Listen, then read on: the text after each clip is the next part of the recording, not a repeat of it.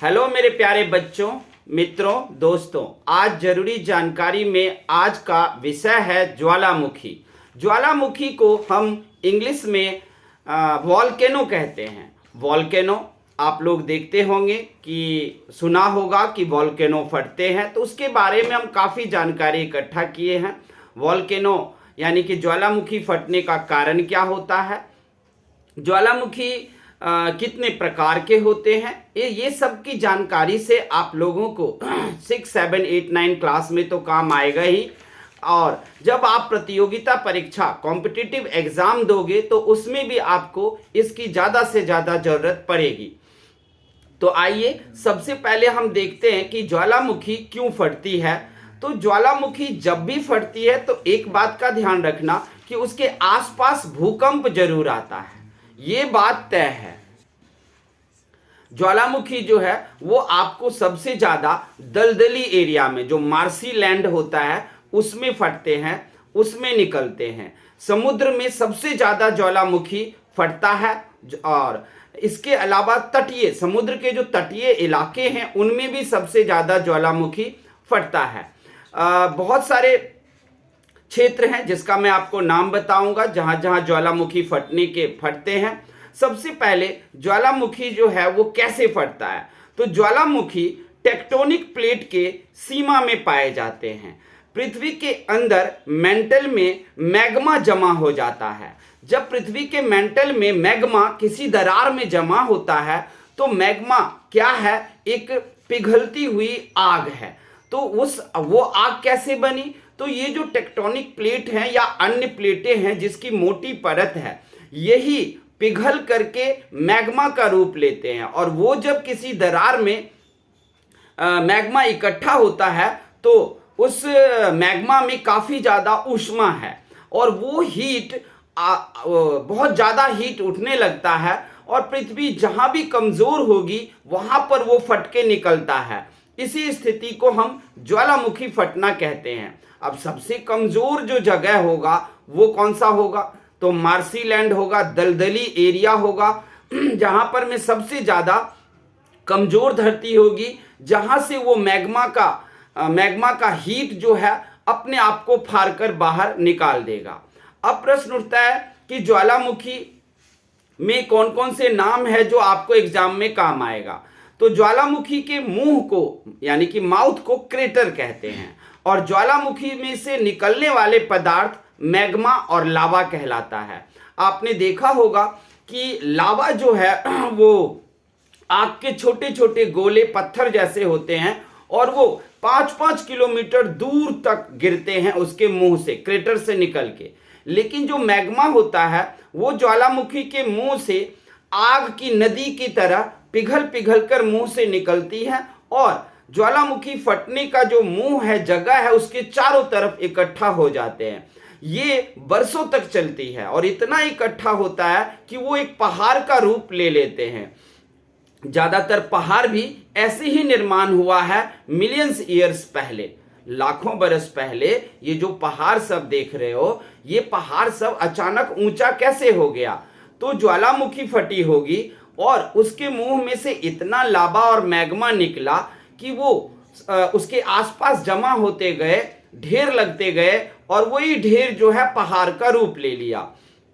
आज भी अगर कोई भी आप ज्वालामुखी देखो, जैसे माउंट एटना है, विसुवियस है, तो उनमें आप देखोगे क्या कि मतलब लगभग 3 से 3000 मीटर तक ऊंचा है ये ज्वालामुखी। ये 3000 ऊंचा पहले थोड़ी ना हुआ था, वो समतल धरती थी जहां पर ज्वालामुखी फटा और उसके चारों ओर उसके परिधि पर में इकट्ठा होना शुरू हो गया उसके मैग्मा, लावा, और फिर वो 3000 मीटर तक ऊपर उठ गया। और जिस दिन ज्वालामुखी बंद होगा यानी कि मृत हो जाएगा, डेड वॉल्केनो बनेगा, उस दिन वो तो डेड हो जाएगा ज्वालामुखी, लेकिन उसके आसपास जो मलबे इकट्ठे हुए वो पहाड़ का रूप ले लेगा। इसके अलावा अगर पृथ्वी के अंदर मैग्मा बनती है तो वो मैग्मा में ऊष्मा और दबाव पैदा होगा और ज्वालामुखी फटेगा। ज्वालामुखी मार्सी या दलदल जमीन पर फटेगा, लेकिन ज्वालामुखी कहीं भी फट सकता है, ये बात का आप लोग ध्यान रखना। ये जो मेंटल है और ज्वालामुखी फटने का जो पृथ्वी के अंदर जगह है वो 660 किलोमीटर से लेकर 2891 किलोमीटर के बीच में ये मैग्मा का हलचल चलता है और दबाव बनता रहता है। अब देखते हैं ज्वालामुखी के कितने प्रकार हैं। ज्वालामुखी के 3 प्रकार हैं। सक्रिय ज्वालामुखी जिसको एक्टिव वोल्केनो कहते हैं, उसके बाद है आपके पास सुप्त ज्वालामुखी जिसको डोरमेंट कहते हैं, और मृत ज्वालामुखी जिसको डेड वोल्केनो कहते हैं। अब सबसे पहले हम देखेंगे कि ज्वालामुखी को एक और तरीके से आप समझ सकते हो। जैसे आपके पास कोई शैंपेन की बोतल है या कोई कोको कोला का ही बोतल है, जब उसका आप ढक्कन खोल दो तो ढक्कन अगर अचानक से उसे खोलोगे तो उसमें से बिल्कुल शैंपेन में से या कोल्ड ड्रिंक के बोतल में से बुलबुले की तरह गुब्बार ऊपर की तरफ उठता है। यही तो होता है धरती के अंदर। जब मैग्मा इकट्ठा होता है किसी दरार में और उसका ऊष्मा का दबाव बढ़ता है, तब धरती फाड़ कर निकलते हैं। जैसे आप कोई भी कोल्ड ड्रिंक की बोतल ले लो, पहले उसे हिला दो 2-3 बार और उसके बाद ढक्कन खोलो, तो आप देखोगे कि उसमें से पूरा एकदम झाग सब जो है बड़ी तेजी से ऊपर की ओर उठते हैं। तो यही होता है ज्वालामुखी भी आने के कारण। अब जो मैंने आपको 3 बताए कि 3 तरह के ज्वालामुखी होते हैं, उसमें से पहले हम देखते हैं एक्टिव वोल्केनो क्या होता है, यानी कि सक्रिय ज्वालामुखी। सक्रिय ज्वालामुखी हम उसे कहते हैं जिसमें से लगातार लावा मैग्मा सब निकलता रहता है। और एक्टिव वोल्केनो के एग्जाम्पल आप याद कर लेना। एक्टिव वोल्केनो का एग्जाम्पल है माउंट एटना, इसके बाद है माउंट एटना जो इटली में पाया जाता है और सिसिली आइलैंड पर में है। इसके बाद है पोपोकैटोपिटी जो कि मैक्सिको में है और ये एक्टिव ज्वालामुखी है। इसमें से हमेशा लावा और मैग्मा आज भी अभी भी निकलता ही रहता है। उसके बाद है माउंट लोआ हवाई आइलैंड पर में है। उसके बाद है माउंट विसुवियस और उसके बाद है आपको सक्रुजीमा जापान में पाया जाता है। तो ये है आपका एक्टिव वोल्केनो। दूसरा है डोरमेंट यानी कि सुप्त। इसका क्या अर्थ होता है सुप्त ज्वालामुखी का, कि वो उसमें से सब दिन या हर दिन नहीं निकलता है, साल 2 साल 5 साल 10 साल पर अचानक से उसमें से मैग्मा लावा निकलने लगता है। वैसे वो बंद रहता है उसका मुंह, उसमें से कुछ नहीं निकलता रहता है, लेकिन टाइम टाइम पर उसमें से मैग्मा और लावा निकलते रहते हैं।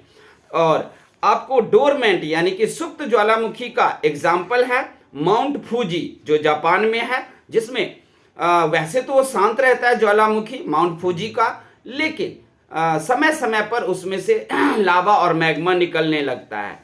उसके बाद है किलिमंजारो जो कि तंजानिया में है। ये भी आपका डोरमेंट सुप्त ज्वालामुखी है, जिसमें से कभी कभी इसमें से मैग्मा और लावा निकलने लगता है। उसके बाद है डेड वोल्केनो जो कि वोल्केनो डेड पर गया है, अब लाखों बरस हो गए लेकिन उसमें से कुछ भी लावा मैग्मा नहीं निकल रहा है। उसके आसपास में अब आबादी भी बस गए हैं, शहर भी वहां बन गया है। वो उसका एग्जाम्पल है डेक्कन प्लेटू जो इंडिया में है। डेक्कन प्लेटू आप जानते हो महाराष्ट्र कर्नाटक के इलाके को कहते हैं। तो ये आज से लाखों बरस पहले यहाँ ज्वालामुखी थे, वो जब बंद हो गए डेड पर गए तो महाराष्ट्र कर्नाटक इसी इलाके में अपना विकसित हुआ है। उसके बाद है धोसी हिल भी इंडिया में ही है, और धोसी हिल को हम हरियाणा भी कहते हैं। जो आपको अपना हरियाणा राज्य है भारत का, उस हरियाणा राज्य में हरियाणा राज्य आज से 770 मिलियन बरस पहले 770 मिलियन बरस पहले यहाँ ज्वालामुखी हुआ करता था और वो बंद हो गया, और उसके बाद से अभी तक कुछ नहीं है। पूरा हरियाणा इसी धोसी ज्वालामुखी के ऊपर बसा हुआ है और विकसित हुआ है। और इसी ज्वालामुखी के निकले हुए लावा मैग्मा अब इतने उपजाऊ हो गए हैं, इतना कि हरियाणा की मिट्टी जो है वो बहुत उपजाऊ है। उसके बाद है एक डेड वोल्केनो क्यूशू है आपको फिलीपींस में, जो कि डेड है। अब हम देखते हैं कि ज्वालामुखी फटने के कारण समझ गए, ज्वालामुखी कितने प्रकार के होते हैं वो भी समझ गए, और ज्वालामुखी के जितने भी प्रकार होते हैं उनके हम एग्जाम्पल भी आपको बता दिए। अब बताएं कि ज्वालामुखी का क्या किसी भी तरह का अनुमान लगाया जा सकता है? क्या साइंटिस्ट इसमें कुछ कर सकते हैं? तो याद रखना कि सबसे पहले इसके लिए भी, ज्वालामुखी के लिए भी हमको किसी प्रकार का कोई यंत्र नहीं है जो पहले ही भविष्यवाणी करके दे दे कि कब ज्वालामुखी फटने वाले हैं। लेकिन कुछ ऐसे साइंस हैं, कुछ ऐसे उस क्षेत्र में होने वाली हलचल है जिसको आप समझ सकते हो, साइंटिस्ट समझ सकते हैं। अब जैसे भूकंप को ले लो, तो भूकंप को मापने वाले यंत्र को आप जानते हो सिस्मोग्राफ कहते हैं। भूकंप को हम माप सकते हैं सिस्मोग्राफ से, और रिक्टर स्केल पर समझ सकते हैं कि कितनी तीव्रता की भूकंप थी। लेकिन भूकंप का किसी भी हाल में किसी भी तरह से भविष्यवाणी नहीं कर सकते, क्योंकि जमीन के ऊपर तो किसी भी तरह का कोई हलचल दिखता ही नहीं है कि हम समझ सकें कि यहाँ अर्थक्वेक, भूकंप आने वाला है।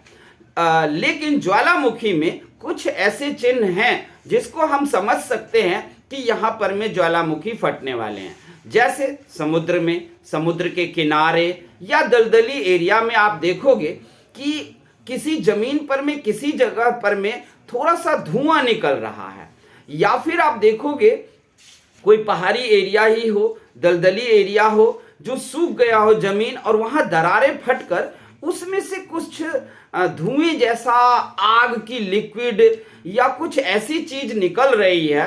हल्का सा दरार ही जमीन में फटा है और उसमें से धुआं सा निकल रहा है, तो आप इस बात को समझ सकते हो कि यहाँ ज्वालामुखी किसी भी समय फट सकती है। अतः उस जगह को आपको जल्दी से जल्दी छोड़ देना होगा और उस इलाकों को खाली कर देना चाहिए। अभी भी दुनिया में बहुत सारे इलाके हैं जहां पर में आप देखोगे कि जमीन की दरारों में से पहाड़ी एरिया भी है, जहां पर उन एरिया में जमीन हल्की सी दरार है और उसमें से धुआं, ऊष्मा और कुछ लिक्विड जैसी चीजें निकल रही है, ये सब है। अब प्रश्न उठता है कि कुछ विशेष बातें, ज्वालामुखी है, ज्वालामुखी से निकलने वाली जो लावा है वो तो दूर दूर तक जाएंगे। वो छोटे छोटे पत्थर होते हैं, वो आग के गोले जैसे होते हैं, 5 से 8 किलोमीटर दूर तक जा सकता है। तो ऐसे में 5 से 8 क्या 15 किलोमीटर दूरी तक वॉल्केनो में से हमें दूर हट जाना चाहिए। अब लावा निकलता है, उसका क्या? जब लावा उसमें से निकलता है तो वो नदी की तरह बहते हुए एक तरफ को जाती है या चारों तरफ ज्वालामुखी के इकट्ठा होने लगता है, और बाद में जाकर वो लावा ठंडा पड़ जाता है, मैग्मा, वो मैग्मा ठंडा पड़ जाते हैं। जब वो मैग्मा और लावा भी दोनों ठंडा पड़ेंगे, क्योंकि दोनों आग ही है, एक बस मेल्ट होकर पिघल के निकल रहे हैं मैग्मा, और लावा जो है वो छोटे छोटे गोले के रूप में हो सकते हैं। तो जब वो मैग्मा लावा ठंडा पड़ता है तब हम उसी को आग्नेय चट्टान कहते हैं, यानी कि इग्नियस रॉक कहते हैं। आप लोग याद रखना कि इग्नियस रॉक कैसे बनती है। तो इग्नियस रॉक जो है वो ज्वालामुखी से निकले हुए मैग्मा और लावा के ठंडे होने के बाद इग्नियस रॉक बनता है। ये बहुत ही कठोर होता है, और इग्नियस रॉक जो है वही जब 100 साल पुराना पड़ जाए तो फिर वो मुलायम हो जाता है, और वो खनिज यानी कि मिनरल्स का भंडार होता है। उसमें बहुत कुछ आपको मिल सकता है, सोना, चांदी या अन्य तरह के खनिज भी पाए जाते हैं। लेकिन जब तक ज्वालामुखी सक्रिय है तब तक आपको उसके आसपास नहीं जाना है। तो ये था आपको वॉल्केनो के बारे में, ज्वालामुखी के बारे में। 3 तरह के ज्वालामुखी होते हैं, तीनों के एग्जाम्पल्स आपको याद रखने हैं कि विसुवियस कहाँ पर है, माउंट एटना कहाँ पे है, माउंट फूजी कहाँ पर में है। ये सारी चीज़ों को आपको याद रखना है, जिससे आपको फायदा मिलेगा। फिर आप लोगों को ये ज्वालामुखी के बारे में जानकारी कैसे लगे वो आप हमें कमेंट करके बताना और लाइक भी करना अगर अच्छा लगे तो। तब तक के लिए थैंक यू और धन्यवाद।